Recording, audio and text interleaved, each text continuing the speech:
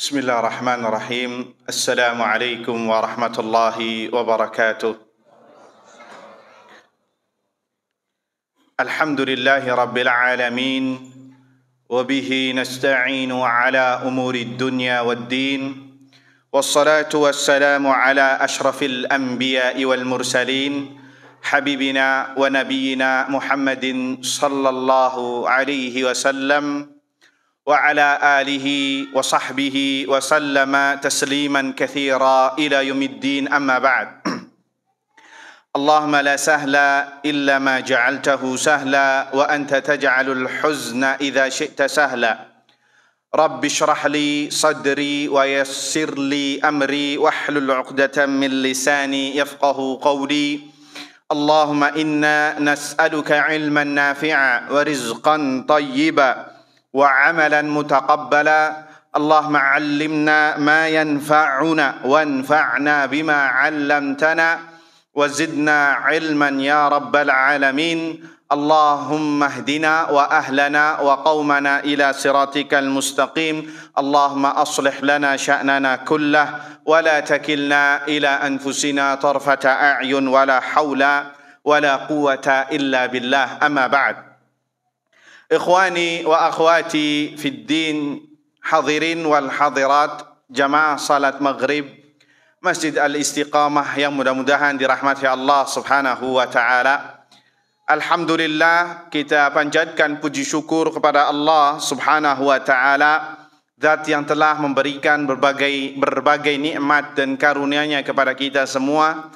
Nikmatul iman wa nikmatul Islam, nikmat kesehatan, nikmat kesempatan, nikmat afiah, nikmat dijauhkan dari musibah dan malapetaka, nikmat menuntut ilmu agama. Ini semua adalah pemberian dari Allah Subhanahu wa taala yang wajib bagi kita semua untuk mensyukurinya. Salawat serta salam kita haturkan kepada Nabi kita Muhammad sallallahu alaihi wasallam, kepada keluarganya, kepada para sahabatnya, dan yang setia meniti di atas sunnahnya hingga hari kiamat kelak. Allahumma amin. Ikhwani wa akhwati fid din, hadirin wal hadirat yang mudah-mudahan dirahmati Allah Subhanahu wa taala. Kembali kita berjumpa dalam membahas kitab Al-Arba'in An-Nawawiyah, kitab-kitab atau hadis-hadis pilihan yang dihimpun oleh Al-Imam An-Nawawi rahimahullahu ta'ala. Pembahasan kali ini kita memasuki hadis yang ke-22. Ini cukup menarik hadisnya dan cukup sangat-sangat menarik bahkan, dan sangat memberikan motivasi kepada kita dan menghibur kita. Karena hadis ini menjelaskan kepada kita amalan-amalan yang bisa memasukkan ke dalam surga. Amalan-amalan apa saja yang bisa menyebabkan seseorang masuk ke dalam surga. Ya, ini sangat luar biasa sekali. Ikhwani fiddin, azani Allah wa iyyakum. Kita sebutkan hadisnya sebelum membahas penjelasan ulama tentang masalah ini. Hadis dari Abu Abdullah Jabir ibn Abdullah al-Ansari radhiyallahu anhuma. Dari Abu Abdullah Jabir ibn Abdullah al-Ansari radhiyallahu anhuma, semoga Allah meridhai keduanya. Anna rajulan sa'ala Rasulullah sallallahu alaihi wasallam, bahwasanya ada seseorang yang bertanya kepada Rasulullah sallallahu alaihi wasallam. Faqal, orang tersebut bertanya, Ya Rasulullah, wahai Rasulullah, ara'aita idza sallaitu shalawatil maktubat. Ya Rasulullah, bagaimana menurutmu, atau tolong kabarkan kepadaku tentang amalan, ya. Bahasa bebasnya ya. Ara'aita idza sallaitu shalawatil maktubah. Bagaimana menurutmu jika aku salat 5 waktu? Wa sumtu Ramadan, dan berpuasa Ramadan. Wa ahlaltul halala, dan aku menghalalkan yang Allah halalkan. Ini menghalalkan yang halal, yakni yang dihalalkan oleh Allah. wa harramtu al-harama, dan aku mengharamkan sesuatu yang haram, yakni mengikuti yang haram, yakni mengikuti yang halal ini halal, yang mengikuti haram itu haram. Nanti kita jelaskan.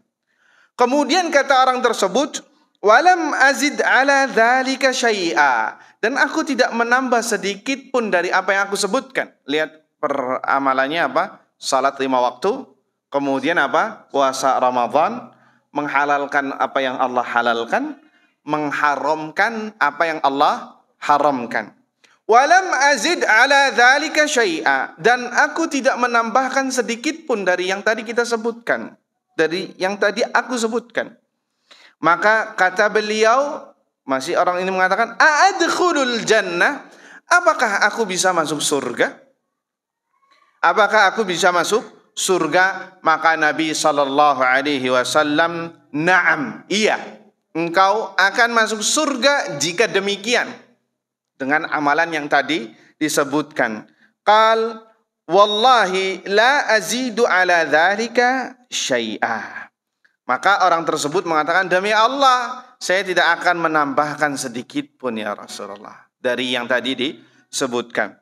Rawahu Muslim. Hadis ini diriwayatkan oleh Imam Muslim ya dalam kitab sahihnya. Kemudian Imam Nawawi mengatakan, wa makna haramtu al-haram, makna aku mengharamkan yang haram, yakni meninggalkannya, aku meninggalkannya.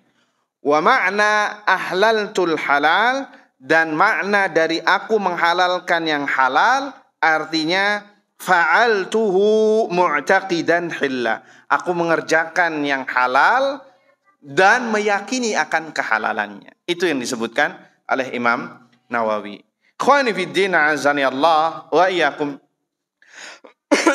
Ini hadisnya sangat luar biasa sekali ya, tentang bagaimana ya seseorang bisa masuk ke dalam surga hanya dengan melakukan amalan-amalan yang tadi disebutkan. Ikhwani fid din, azani Allahu wa iyyakum. Di dalam hadis yang tadi kita sebutkan tadi, ini mendapatkan atau bisa kita dapatkan faedah manfaat yang bisa kita petik dan kita amalkan dalam kehidupan sehari-hari ya. Kata para ulama, di antara faedah yang bisa kita dapatkan adalah apa? Hirsus sahabati ridwanullahi alaihim ala ma yanfa'uhum wa su'aluhum anil umuril muhimmah. Semangatnya para sahabat ridwanullahi alaihim dalam menanyakan hal-hal yang bermanfaat untuk mereka, dalam mendatangkan hal-hal yang bermanfaat untuk mereka, dan itu terbukti dengan pertanyaan mereka tentang perkara yang penting. Dalam perkara yang penting. Nah, ini penting ya ikhwah. Ya, kita dalam menuntut ilmu syar'i hendaknya kita bertanya tentang hal-hal yang setidaknya menurut kita itu penting dan yang bermanfaat. Jangankan masalah ilmu, masalah agama, masalah dunia pun hendaknya kita sangat berantusias terhadap hal-hal yang bermanfaat. Nabi SAW bersabda, ihris ala ma yanfa'uk wasta'in billahi wa la ta'jiz. Kata Nabi SAW, bersemangatlah terhadap sesuatu yang mendatangkan manfaat untukmu. Wasta'in billah, mintalah pertolongan kepada Allah dan jangan pesimis. Jangan kalah sebelum melakukan. Ini perintah Nabi SAW dalam setiap hal. Apabila kita mendapatkan hal yang bermanfaat, hendaknya kita gapai dengan cara-cara yang benar. Itu dalam masalah dunia secara umum. Bagaimana lagi dengan perkara apa? Perkara agama, perkara menuntut ilmu. Hendaknya para penuntut ilmu itu menggapai hal-hal yang bisa bermanfaat. Menghadiri kajian ini antusias untuk mendapatkan yang bermanfaat, yaitu ilmu. Mudah-mudahan dengan ilmu yang ia dapatkan tersebut bisa mendatangkan manfaat di dalam kehidupan dunianya. Ini ayuhal ikhwah sangat penting sekali. Sehingga kita kalau memahami dari poin ini, kita tidak bertanya hal-hal yang tidak bermanfaat. Apalagi pertanyaan yang mustahil untuk terjadi. Pertanyaan-pertanyaan yang sebenarnya tidak ada faedahnya. Pertanyaan-pertanyaan fudul, pertanyaan-pertanyaan kepo, maka ini bukanlah bagian dari adab. Afan ini bagi yang membawa anak tolong dikondisikan karena saya nggak bisa konsentrasi ya, nggak bisa konsentrasi ini. Jadi tolong perhatikan yang membawa anaknya tolong dikondisikan. Ya, nah, ini yang pertama ya ikhwah, antusias para sahabat untuk menimba ilmu hal yang bermanfaat. Kemudian ya faedah yang kedua, ini Nabi SAW bukan pertanyaan faedah yang kedua, ini Nabi SAW ditanya oleh seseorang, seorangnya satu, dan Nabi memberikan arahan kepada orang tersebut. Apakah ini khusus bagi orang tersebut ataukah untuk seluruh umat Islam? Jawabannya apa? Untuk seluruh umat Islam. Bukan hanya untuk orang tersebut saja. Kenapa? Kata para ulama, ya, itu hanyalah redaksi belaka doang. Akan tetapi lebih dari itu faedahnya untuk seluruh umat. Buktinya apa? Dalam Al-Quran Allah berkhitab mengajak bicara Nabi. Tapi apakah hukumnya hanya khusus untuk Nabi? Apakah untuk seluruh umat? Untuk seluruh umat. Kecuali ada hukum-hukum khusus untuk Nabi, maka itu khusus untuk Nabi. Ya, makanya riwayat ini yang dibawakan oleh Jabir ibn Abdullah itu tidak menyebut nama orangnya. Siapa yang datang ini kepada Nabi? Kenapa? Nggak terlalu bermanfaat. Karena yang bermanfaat itu apa? Hasilnya. Apa yang ditanyakan oleh seorang tersebut, diriwayatkan seorang Arab Badui yang datang kepada Nabi SAW. Makanya tidak mempermasalahkan para perawinya. Siapakah orang tersebut? Disebutkan rojulan, yakni seseorang. Ya, kenapa? Yang terpenting adalah faedah yang di bawahnya. Taib, ikhwani fiddin, azani Allah wa iyyakum. Di dalam faedah ini ayyuhal ikhwah, ya, bahwasannya anna salawatil maktubah wajibatun muta'ayyinatun 'alal ibad. Bahwasanya dalam hadis ini disebutkan salat 5 waktu itu sudah menjadi sebuah kewajiban, ya, fardhu ain. Fardhu ain atas para hamba. Begitu juga puasa Ramadan. Begitu juga puasa Ramadan itu sebuah kewajiban. La yajuzu at-tafrid fiha. Enggak boleh kita menyia-nyiakannya. Ya. Salat 5 waktu di sini adalah salat yang dikerjakan pagi, siang dan malam. Yakni salat 5 waktu, zuhur, asar, maghrib, isya, subuh. Ya, itu wajib bagi setiap muslim, fardhu ain. Begitu juga puasa Ramadan. Ya, barang siapa yang menyia-nyiakannya, ya ini berdosa, bahkan dosa besar. Wabil khusus salat 5 waktu ini khilaf di antara ulama yang meninggalkan salat 5 waktu. Apakah dia kafir, ataukah tidak? Ini khilaf yang sangat besar di kalangan ulama fikih. Ada 2 pendapat. Pendapat yang pertama yang mengatakan bahwasanya orang yang tidak salat 5 waktu kafir. Yang tidak salat 5 waktu kafir. Dan ini pendapat hampir mayoritas, ya, mengatakan kafir. Artinya kadang dia salat, nanti kadang tidak. Ya, tanpa harus mengingkari kewajibannya. Kalau orang yang sudah mengingkari kewajibannya pasti kafir. Hatta walau dia salat di shaf awal, kalau dia mengatakan salat maghrib nggak wajib, kafir menurut ulama. Walaupun dia salat. Begitu juga puasa Ramadan. Kalau dia mengatakan puasa Ramadan boleh untuk tidak puasa, maka dia kafir walaupun puasa. Karena apa? Mengingkari Al-Quran dan Sunnah. Tapi berbeda dengan orang yang tidak mengingkari sholat, tidak mengingkari puasa akan kewajibannya, tetapi kadang nggak sholat, kadang sholat. Ini khilaf di antara ulama. Pendapat yang pertama mengatakan pendapat kafir, dan ini mayoritas. Kalau zaman sekarang mayoritas ulama Saudiyah, mazhab Hambali mengatakan kafir. Ya, kafir yang tidak salat 5 waktu dengan amdan, yakni disengaja. Ya, disengaja enggak salat atau mengakhirkan salat sampai keluar waktunya, kafir.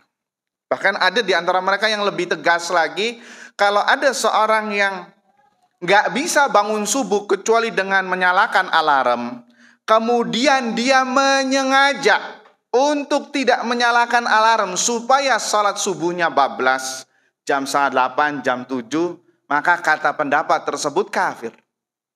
Kenapa? Karena dia telah menyanyiakan salatnya, yakni dengan sengaja dari malam sudah diniatkan.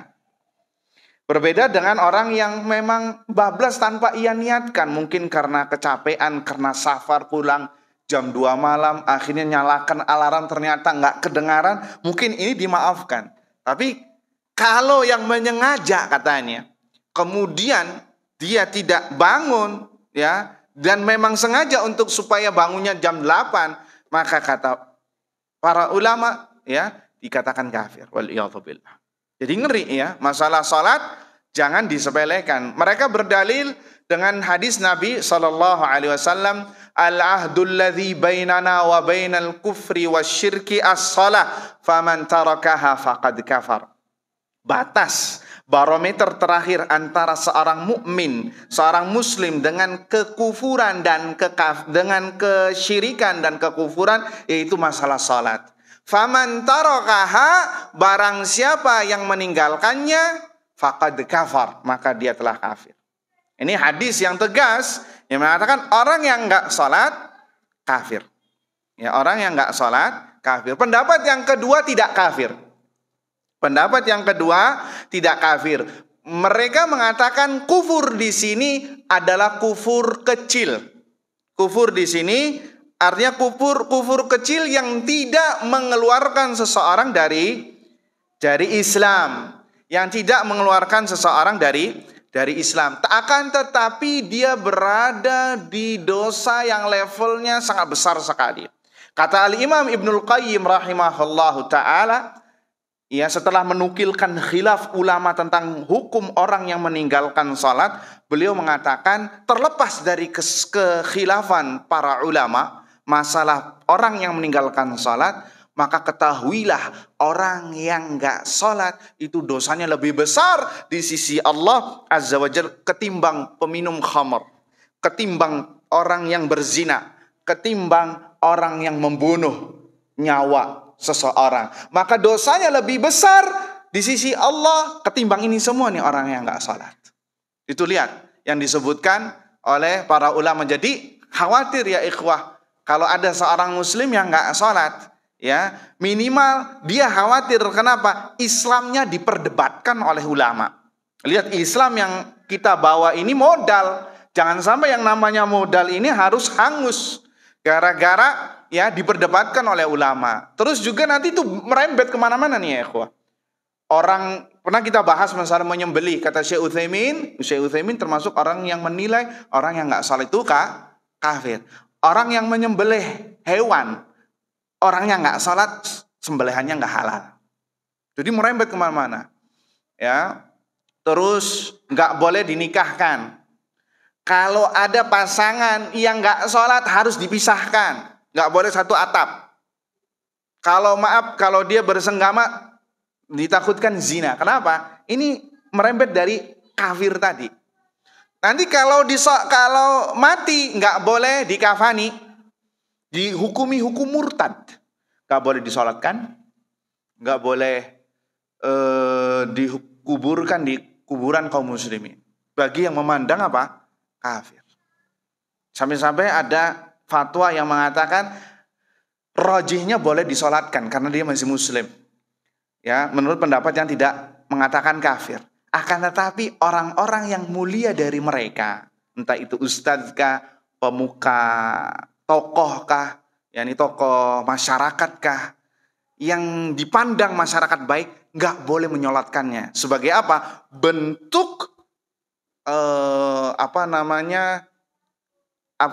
untuk mengajarkan kepada masyarakat, ini loh bahayanya orang yang nggak sholat. Jadi hati-hati ya ikhwah, jangan sampai kita menelantarkan masalah sholat.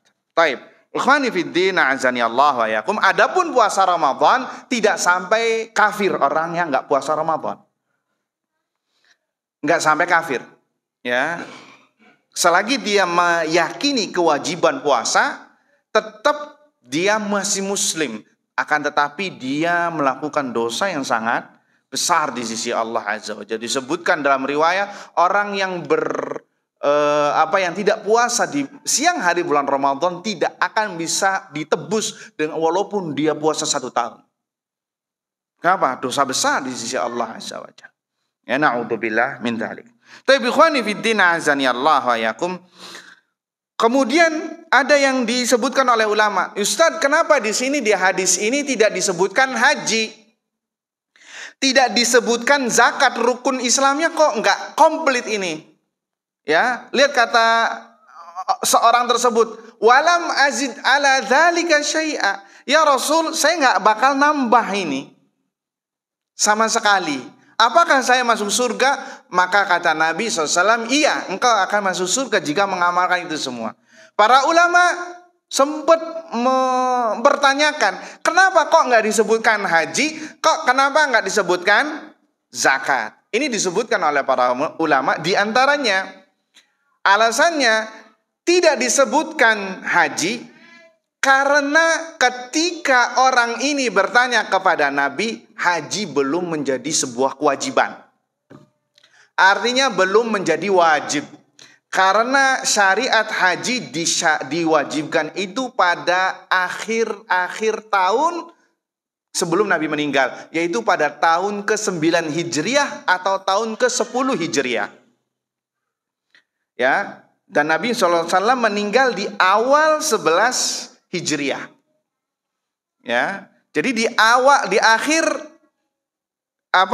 umur Nabi SAW baru diperintahkan wajib haji. Sehingga ketika ditanya hadis ini, syariat haji belumlah wajib. Taib. Bagaimana dengan zakat? Kalau zakat disebutkan oleh para ulama bahwasannya kenapa tidak disebutkan?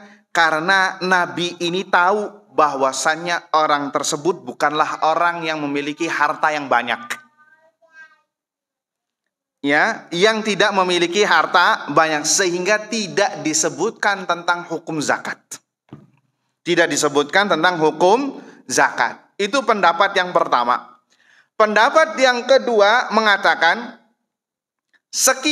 orang tersebut ya, bi anna ar-rajula idza kana 'indahu mal fa saya'rif wujub zakat.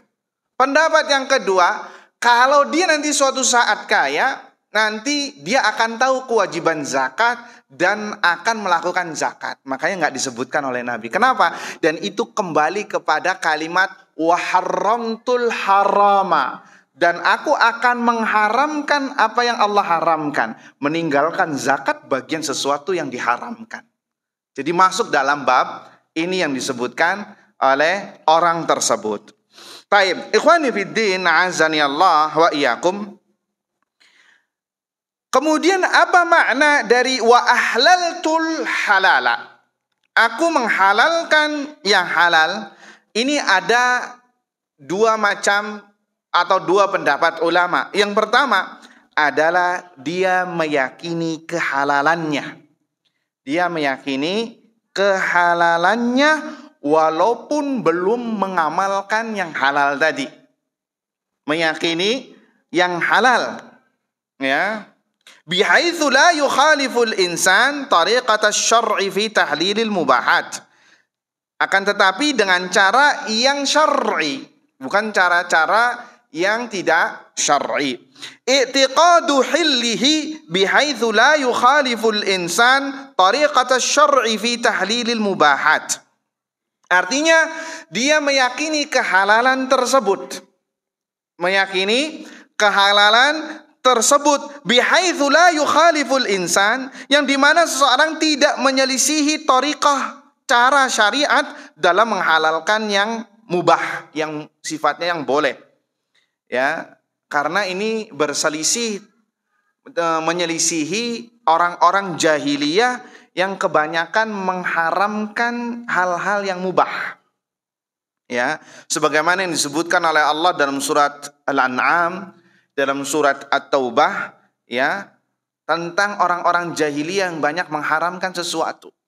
Makanya Allah mengingkari mereka dalam surat Maidah ayat 87, ya ayyuhalladzina amanu la tuharrimu thayyibati ma ahallallahu lakum wa la ta'tadu. Innallaha la yuhibbul mu'tadin. Wahai orang-orang yang beriman, janganlah mengharamkan hal-hal yang baik, apa-apa yang Allah halalkan untuk kalian, dan jangan berlebihan.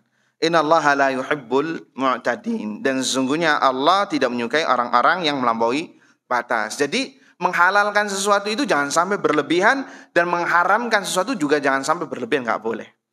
Ya, selagi itu mubah maka jangan sampai diharamkan. Hati-hati. Sebagian orang, ya, bahkan sebagian praktisi kesehatan mengatakan jangan makan nasi, ya, karena nasi itu mengandung ini, dan mencela orang yang makan nasi. Kalau untuk ente sendiri, ente punya penyakit, punya itu, fadol, silakan. Tapi jangan sampai menyuruh orang yang makan nasi, makan tepung, makan ini, nanti kayak gini. Ya nggak boleh ya. Ini sesuatu yang halal, sesuatu yang mubah, maka lakukan. Jangan mengharamkan sesuatu yang halal. Ini berlebihan namanya. Lihat Allah tutup ayat ini. Innallaha la yuhibbul mu'tadin. Sesungguhnya Allah tidak menyukai orang-orang yang berlebihan. Kulu washrabu wa la tusrifu. Itu dalil kesehatan, barometer yang dipakai oleh kedokteran sekarang. Makanlah, minumlah, dan jangan berlebihan. Semua penyakit itu ada di ayat ini. Semua penyakit itu ada pada ayat ini. Makanlah, minumlah, dan jangan berlebihan. Udah. Antum mau makan nasi, ya sudah, jangan satu gunung pindah ke piring. Ya. Minum air itu kan kita sangat dianjurkan, ya apa tidak? Kalau antum minum 5 liter sehari, gimana? Itu bisa besernya sudah nggak bakal ketulungan lagi, bahkan bisa mati orang. Ya, kenapa? Berlebihan. Segala sesuatu itu jangan berlebihan. Selagi itu halal, selagi itu mubah, maka lakukan. Jangan sampai mewanti-wanti orang, nggak boleh ini. Berarti Anda telah mencela atau bahkan mengharamkan hal-hal yang setidaknya halal. Gak boleh. Ini namanya syariat. Dia memberikan syariat baru. Walaupun dia tidak mengatakan saya halalkan, saya haramkan. Tapi dengan sikapnya yang agak frontal seperti itu, seakan-akan dia mengharamkan sesuatu tersebut. Selagi tidak ada madaratnya, tidak ada bahayanya, kulu washrabu, kata Allah. Makanlah, minumlah, dan jangan berlebihan. Seperti itu ya ikhwah. Ya. Ini yang harus jadikan kita sebagai patokan, barometer, ya. Bukan perkataan orang-orang yang baru kemarin sore, ya, apalagi nihil dari dalil, menyelisihi dalil dari Al-Qur'an dan sunnah Nabi sallallahu alaihi wasallam. Tapi ikhwani fid din, azani Allah wa iyyakum, dalam faedah wa ahlaltul halala, dan aku menghalalkan yang halal, ini ada faedah yang bisa kita petik, bahwasannya tidak ada di dalam Islam sesuatu yang bisa mendekatkan diri kepada Allah dengan cara meninggalkan yang mubah. Meninggalkan sesuatu yang pada dasarnya boleh, yang tidak ada larangannya sama sekali, tidak ada syubhatnya, kemudian ditinggalkan. Ini pada dasarnya boleh untuk dilakukan. Cuman dia meninggalkannya dalam rangka apa? Dalam rangka bertaqarrub pada Allah. Sebagaimana apa? Sebagaimana orang-orang yang agak sesat. Seperti apa? Saya nggak mau menggunakan mobil. Kenapa? Karena di zaman Nabi nggak ada mobil. Iya. Terus maunya kemana? Jalan kaki. ya, pakai kuda, pakai keledai. Nah, ini dia meninggalkan sesuatu yang mubah dan itu adalah bukan agama. Ini berlebihan, bagian dari berlebihan, tidak boleh ya. Meninggalkan sesuatu yang pada dasarnya ini mubah. Artinya mubah ini antum melakukan nggak dapat pahala, antum meninggalkan juga nggak dapat pahala. Ada sesuatu yang boleh-boleh saja. Ya. Maka ini adalah bid'ah. Ini adalah bid'ah dalam beragama. Kecuali kalau misalnya antum nggak boleh makan nasi oleh dokter karena antum punya penyakit ini, penyakit itu lain cerita. Tapi tidak sampai mengharamkan. Artinya ini sedang terapi, sedang pengobatan. Kita berbicara tentang umum, ya, tentang masalah umum, kaidah umum, maka nggak boleh seperti ini. Ya, bisa dipahami ya, ikhwah? Naam. Ikhwani fid din, a'azzani Allah wa iyyakum. Jadi makna ahlaltul halal meyakini kehalalannya walaupun tidak mengamalkannya. Ya karena hal yang halal itu banyak sekali dan belum semuanya kita lakukan. Ya, belum semuanya kita lakukan. Jadi nggak masalah. Yang penting ahlaltul halal meyakini akan kehalalannya. Wa haramtu al haram, mengharamkan yang haram maknanya adalah meyakini akan keharamannya. Meyakini keharamannya, meninggalkan yang haram sekaligus ya meyakini akan keharamannya. Meyakini akan keharamannya. Harus ada keyakinan. Ini yang tidak disebutkan oleh Imam Nawawi. Beliau mengatakan wa haramtul haram ijtanabtuhu. Aku meninggalkannya. Ini kata Syekh Utsaimin rahimahullah, ini kurang tepat. Yang benar adalah dia meninggalkan keharaman dengan keyakinan bahwasanya ini haram, harus ada. Karena bisa jadi ada orang yang meninggalkan sesuatu yang haram, tapi dia tidak meyakini itu haram. Tidak meyakini itu haram. Sebagai contoh, orang tidak minum khamr, ya, meninggalkan khamr bukan berarti dia meyakini khamr itu haram. Bisa jadi dia meyakini bahwasanya khamr itu gak baik untuk tubuh, gak bagus untuk kesehatan, ya, karena jiwanya tidak suka terhadap khamr, ya.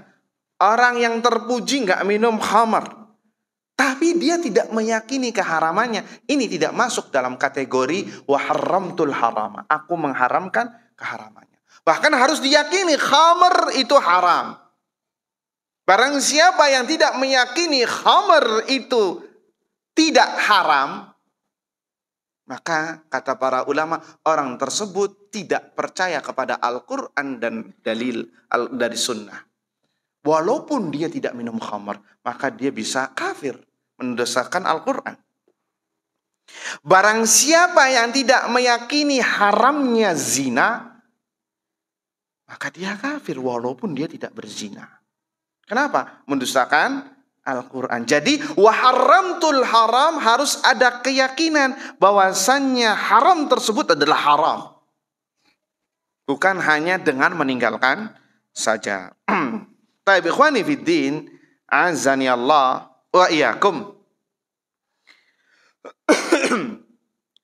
Faidah berikutnya disebutkan, ya, bahwa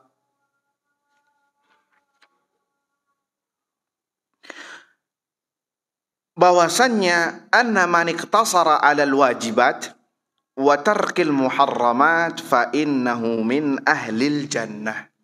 Barang siapa yang hanya mencukupkan dirinya dengan hal-hal yang wajib saja dan meninggalkan hal-hal yang haram, maka dia pantas untuk masuk surga.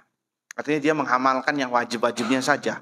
Salat 5 waktu, puasa Ramadan, kewajiban-kewajiban syar'i lainnya, ya, masuk dalam kategori wa ahlaltul halal wa haramtul haram, ya, maka dia berhak untuk masuk surga.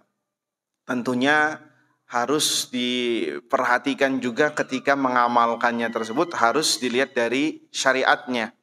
dengan ikhlas karena Allah Azza wa Jalla dan mengikuti sunnah Nabi Sallallahu Alaihi Wasallam, ya. Karena kalau tidak sesuai ya maka amalannya tidak diterima, sehingga dia belum tentu masuk surga. Baik, khwani fiddin, azani Allahu wa iyyakum.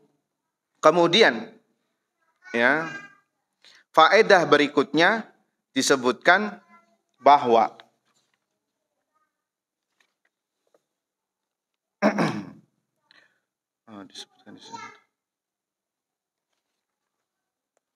bahwa kita mengetahui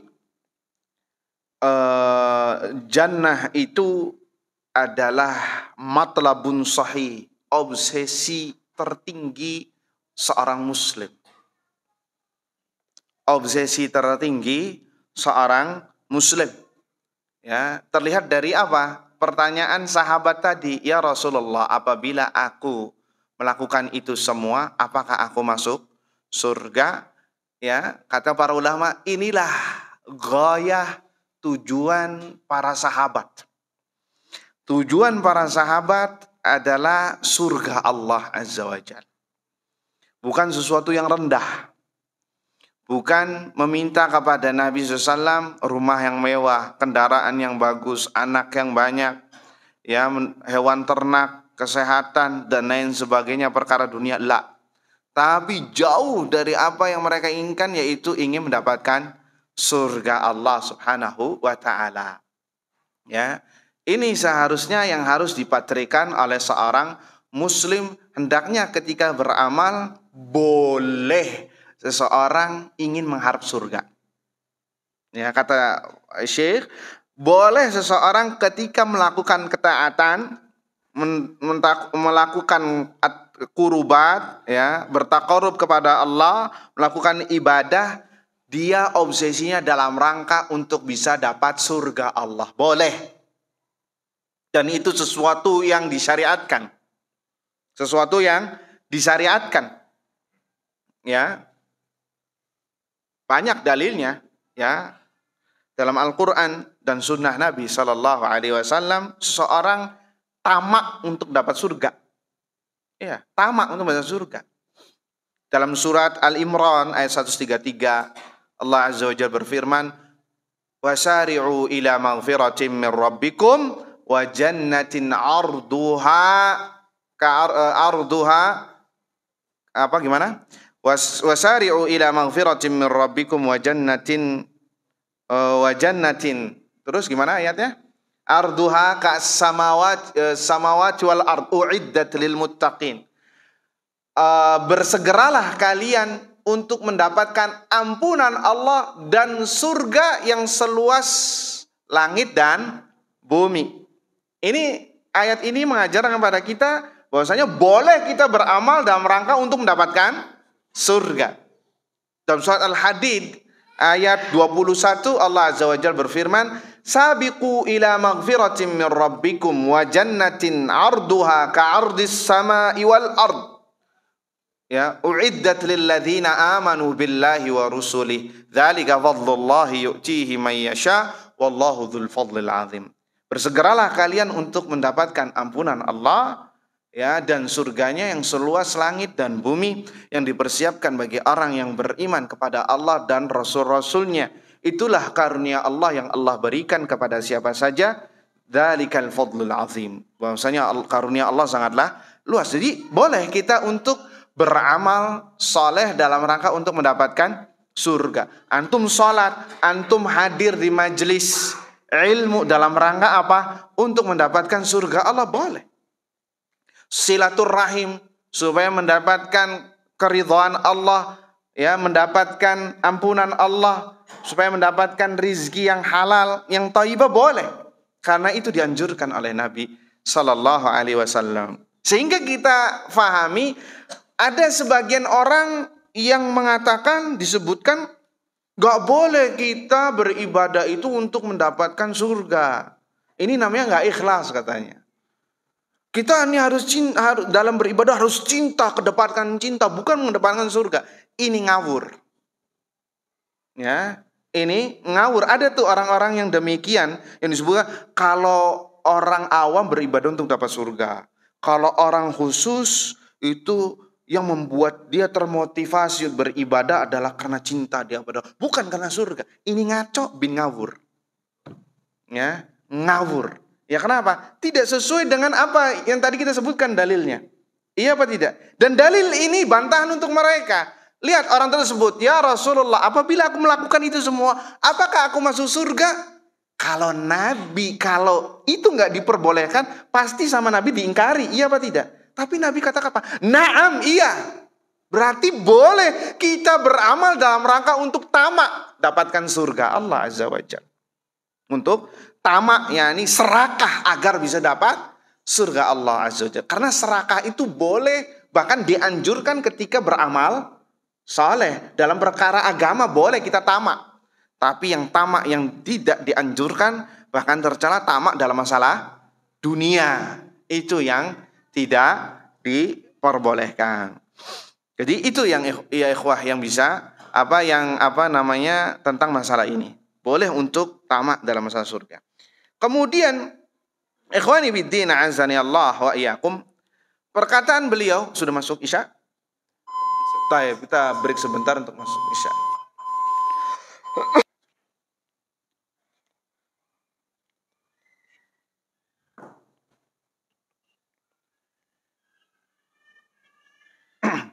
Baik, ikhwani wa akhwati fid din, hadirin wal hadirat yang dirahmati Allah Azza wa Jalla. Tadi poin yang terakhir yang tadi kita poin sebelum adzan ya, bahwasanya surga itu obsesi utama seorang muslim. Boleh. Ya, sehingga ngaco kalau ada orang yang mengatakan bukan surga yang saya inginkan, tapi kecintaan Allah. Ini salah. Naam, cinta kepada Allah ada sesuatu yang harus untuk kita gapai. Tapi boleh seseorang untuk masuk, untuk mengamalkan amalan dalam rangka masuk surga. Sehingga sangat ngaco sekali kalau ada yang mengatakan, yang sering didendang-dendangkan di masjid, yang mengatakan ilahi lastu lil firdausi ahlan wala aqwa 'alan nar. Ini antum kalau tahu maknanya gak bakal mengatakan omongan ini yang sering didendang-dendangkan ketika azan dan qomat. Apa artinya? Ilahi Tuhanku, lastu lil firdausi ahla, saya ini gak pantas masuk surga firdausmu ya Allah. Kemudian wala aqwa 'alan nar, dan saya juga gak kuat masuk neraka. Berarti terus mau masuk kemana ya akhi? Masuk surga gak mau, masuk neraka gak kuat, mau masuk kemana? Ini kalau sudah orang keluar dari rel yang digariskan, ngaco yang ada. Ya, ngawur sudah, menyimpang. Hati-hati loh, itu bisa doa. Apalagi diomongkannya azan dan iqamat, waktu yang mustajab. Kata Nabi SAW, bainal adzanain da'watun la turad. Antara azan dan iqamat ada doa yang tak tertolak. Artinya apa? Dipanjatkan, mustajab. Nah ini doanya kayak tadi. Nanti mereka nggak bakal, jangan sampai menyesal nanti, kaget. Nggak masuk surga, nggak masuk neraka. Bisa jadi di golongan ashabul a'raf. Bukit-bukit yang ada di antara surga dan neraka. Ya, bisa jadi kena omongan itu. Hati-hati. Maka kita harus berjalan di atas rel yang telah Nabi SAW gariskan. Apa Nabi? Arahkan masuk surga. Lihat para sahabat. Ya, ini menunjukkan obsesinya para sahabat ingin masuk surga. Ketika ada beberapa sahabat yang berkhidmah kepada Nabi SAW. Kemudian Nabi itu menawarkan, salni, mintalah kepadaku apa yang ente inginkan. Maka orang tersebut mengatakan, lihat, orang ini nggak mau dunia, nggak mau mobil, nggak mau ini perhiasan dunia, tapi mintanya apa? As'aluka murafaqataka fil jannah.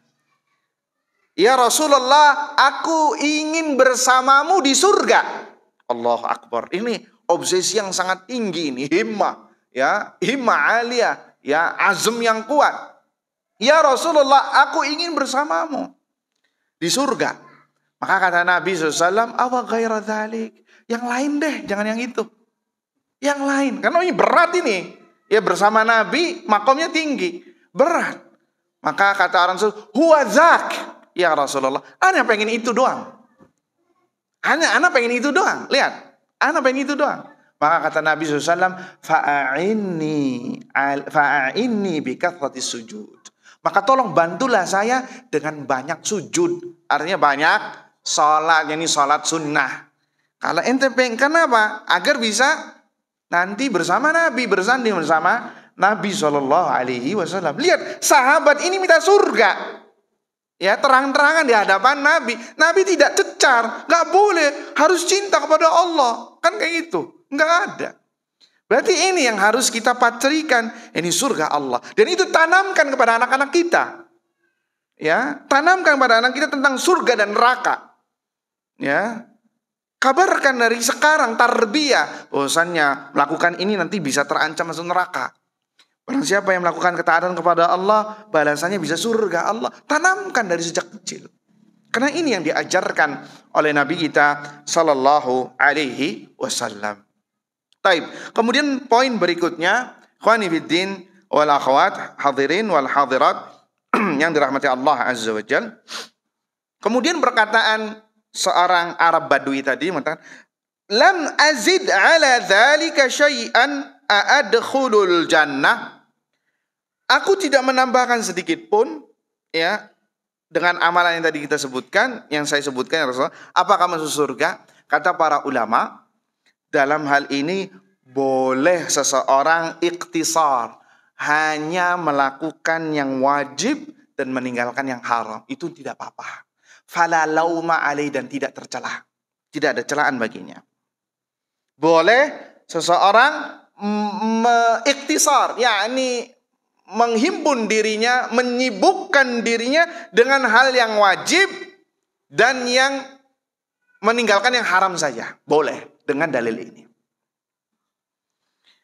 Boleh. Artinya ya kalau bahasa ininya sudah batas minimal. Paham ya? Batas minimalnya ini. Boleh seseorang mencukupkan diri yang wajib dan meninggalkan yang haram, itu sudah insya Allah bisa mendapatkan jaminan masuk surga. Yakni ada kemungkinan besar untuk masuk surga. Tapi levelnya level bawah. Gak sampai level atas. Karena gak sama nanti orang yang melakukan amalan wajib plus sunnah. Iya apa tidak? Amalan wajib plus sunnah. Karena amalan-amalan itu ya nanti kita akan sebutkan ketika di surga akan meninggikan derajat seseorang ketika di surga. Dan derajat seseorang antara satu dengan yang lain itu berbeda-beda di surga. Antara satu derajat dengan derajat yang lain bainas sama'i wal ardh. Disebutkan dalam riwayat seperti seseorang melihat bintang di langit. Antara satu derajat ke derajat berikutnya di surga. Orang yang di atas bisa nengok ke bawah. Orang yang ke bawah nggak bisa melihat ke atas. Jadi jangan nyesel nanti. Ya, ada sebagian orang tuh, ya udah deh, Ustaz, yang penting bisa napakin kaki di surga aja. Ya udah, ente jangan nyesel nanti kalau lihat sohib ente, teman ente ada yang paling atas. Ya, kenapa? Karena ente pengennya yang minimal terus. Tapi giliran dunia ambisius, pengen kayak gini, giliran masalah surga neraka, udah deh yang penting bisa sholat. Udah sholat 5 waktu aja sudah bagus, Ustaz. Ya sudah, nanti di akhiratnya kalau ente berada di pojokan pintu surga, mepet dengan neraka, jangan disalahkan juga. Ya, karena ya itu sesuai dengan kadar amalnya. Ya. Jadi boleh seorang hanya menyibukkan diri, mencukupkan diri dengan yang wajib dan yang meninggalkan yang haram. Ya, ini bisa kita perhatikan, antum bisa simak dalam surat Fatir ayat 32. Allah Azza wa Jalla berfirman bahwasanya orang itu ada 3 macam nanti di akhirat. Ini yang muslim ya, bukan yang kafir. Yang muslim itu ada 3 macam. Ada orang yang zalimun li nafsi, yang menzalimi dirinya sendiri, yaitu dengan berbuat kemaksiatan.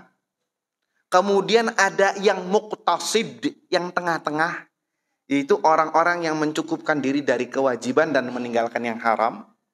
Kemudian yang ketiga ada sabiqun bil khairat, yang berlomba-lomba dengan kebaikan, yaitu orang yang menggabungkan antara kewajiban dengan sunnah. Ini yang derajatnya tinggi. Ini yang derajatnya tinggi ya. Tsumma awrathnal kitaba alladzi istafaina min ibadina faminhum zalimun li nafsi wa minhum muqtasid wa minhum sabiqun bil khairat biiznillah dzalika huwal fadlul kabir. Kemudian kami wariskan kitab kepada hamba-hamba pilihan kami. Di antara mereka ada yang menzalimi dirinya sendiri, di antara mereka ada yang pertengahan levelnya, dan yang paling atas adalah wa minhum sabiqun bil khairat biiznillah, dan mereka yang berlomba berpacu dalam kebaikan dengan izin Allah. Dzalik, itulah fadlullah, dzalika huwal fadlul kabir, itulah karunia yang sangat besar. Jadi jangan heran nanti ketika di akhirat ternyata banyak yang orang-orang di atasnya kita. Kenapa? Karena mereka sabiqun bil khairat, berlomba-lomba dalam kebaikan. Ya. Taib. Kemudian faedah berikutnya, kalau kewajiban jika ditinggalkan maka berdosa dan mendapatkan celaan, mendapatkan hukuman. Ya. Tetapi bagaimana dengan yang sunnah? Yang sunnah nggak boleh dihukum. Artinya gini, nggak ada celaan bagi orang yang meninggalkan sifatnya yang sunnah. Sunnah di sini bukan sunnah Nabi, ya ini apabila dilakukan mendapatkan pahala, jika ditinggalkan apa? Berdosa, ya, atau mendapatkan hukuman. Artinya bahwa nggak boleh kita memaksa orang untuk melakukan hal yang sunnah. Ada tuh kayak di beberapa pondok mewajibkan santrinya untuk sholat rawatib setelah sholat wajib. Nggak boleh, ini menyelisih syariat. Karena sesuatu yang sunnah nggak boleh diwajibkan. Tetap harus mengikuti kaidah syar'i. Diwajibkan untuk puasa Senin Kemis misalkan. Siapa yang nggak puasa Senin Kemis, maka dia dihukum. Nah, berdosa itu mereka-mereka yang mentarbiah anaknya seperti itu. Walaupun tujuannya bagus, agar mereka terbiasa dengan sunnah. Tapi nggak boleh caranya sampai melebihi batas syariat. Bisa dipahami ya ikhwah? Jadi gini, kalau wajib, kalau ditinggalkan berdosa, bahkan bisa nanti dihukum. Misal kalau di pondok itu ya, kami di santri, kalau yang sholatnya telat 5 waktu atau nggak sholat berjamaah, kita hukum karena memang wajib. Tapi kalau ada orang yang nggak sholat sunnah, kemudian dicela, kemudian dihukum, nggak boleh. Karena dalam syariat sunnah itu nggak boleh dipaksakan. Dan ini dalilnya. Walam azid ala dzalika syai'a. Dan aku tidak mendapatkan sama sekali. Jadi dalam mentarbiyah antum, anak-anak antum, nggak boleh memaksa anak antum untuk sholat sunnah. Kenapa? Sholat sunnah itu harus harus dikasih untuk motivasi. Nah, supaya sholatnya bagus, lebih baik sholat sunnah. Agar sholat tadi, misalkan sholat maghribnya bolong-bolong, ditutup. Jadi nanti di hari kiamat pahalanya besar. Nah seperti itu, nggak boleh. Nah kalau nggak sholat sunnah, nggak boleh keluar. Nggak boleh dapat uang jajan, nggak boleh. Nanti bapaknya yang berdosa, orang tuanya yang berdosa. Tetap sunnah kita nggak boleh melewati kadar yang disyariatkan. Ada nggak Nabi SAW memaksa sahabat untuk melakukan yang sunnah? Nggak ada. Ada nggak sahabat yang dipaksa Nabi SAW untuk sholat rawatib, untuk puasa Senin Kemis? Nggak ada. Semuanya isinya anjuran, isinya motivasi. Barang siapa yang kayak gini, kayak gini, kayak gini. Barang siapa yang kayak gini, semuanya anjuran. Maka kita pun demikian, nggak boleh melewati batas. Ya, gara-gara ingin tarbiyah, akhirnya yang sunnah jadi wajib. Berarti syariat baru nantinya. Nanti jadi syariat baru. Taib ikhwani fiddin azani Allah wa iyyakum. Dalam hadis ini bahwasanya amalan, poin terakhir ya, amalan adalah sebab untuk mengantarkan seseorang ke dalam surga, bukan balasan surga. Harus antum ingat, amalan adalah sebab seseorang bisa masuk surga, bukan balasan untuk mendapatkan surga. Beda ini maknanya. Sebab ya ini bisa jadi dengan amalan tersebut mengantarkan seorang ke dalam surga. Tapi kalau balasan ya, yakni barter. Balasan yakni barter, tahu barter ya? barternya kalau melakukan ini surga balasannya. Itu tidak. Karena apa? Karena yang memasukkan ke dalam surga Allah adalah kita mendapatkan rahmat Allah Azza wa Jal. Karena yang untuk memasukkan orang ke dalam surga itu dengan rahmat Allah. Dengan sebab rahmat Allah itu masuk surga. Bukan dengan amalannya. Nabi SAW bersabda, la yadkhulu ahadakumul jannata bi'amalihi. Tidaklah seseorang masuk ke dalam surga karena amalannya. Karena amalnya ini karena balasan amalannya, barter. Lah. Kemudian para sahabat bertanya, wala anta ya Rasulullah, begitu juga dengan engkau ya Rasulullah? Iya. Nabi SAW, iya begitu juga dengan saya. Illa an yatagammadanillahu birahmatin minhu. Akan tetapi Allah telah meliputkannya kepadaku dengan rahmatnya sehingga aku masuk surga. Kenapa? Karena surga Allah itu mahal. Surga Allah itu mahal. Kalau dibarter dengan amal kita, cukup tidak? Nggak cukup. Udah amalannya sedikit, udah gitu banyak yang bolong-bolong lagi. Terus mau mintanya surga Firdaus. Iya nggak? Surga itu kata para ulama perniagaan Allah yang mahal. Kalau dibarter dengan amalan kita, bayarannya amalan kita nggak cukup. Ya, makanya untuk masuk surga itu dengan rahmat Allah, kasih sayang Allah Azza wa Jalla. Nah, untuk mendapatkan rahmat Allah dilakukanlah amal saleh. Ya, dengan amal saleh sehingga bisa mendapatkan surga Allah Subhanahu wa taala. Ya, itu ayuhal ikhwah. Ya, jadi bukan sebab murninya masuk surga. Karena kalau dengan amalan kita nggak cukup. Ya, dengan amalan kita nggak cukup masuk surga Allah Subhanahu wa ta'ala. Baik, ini saja yang bisa disampaikan. Mudah-mudahan apa yang disampaikan ini bermanfaat untuk kita semua dan bisa kita amalkan dalam kehidupan kita sehari-hari. Allahumma amin. Kita tutup dengan doa kafaratul majlis. Subhanakallahumma wa bihamdika asyhadu an la ilaha illa anta astaghfiruka wa atubu ilaik. Assalamualaikum warahmatullahi wabarakatuh.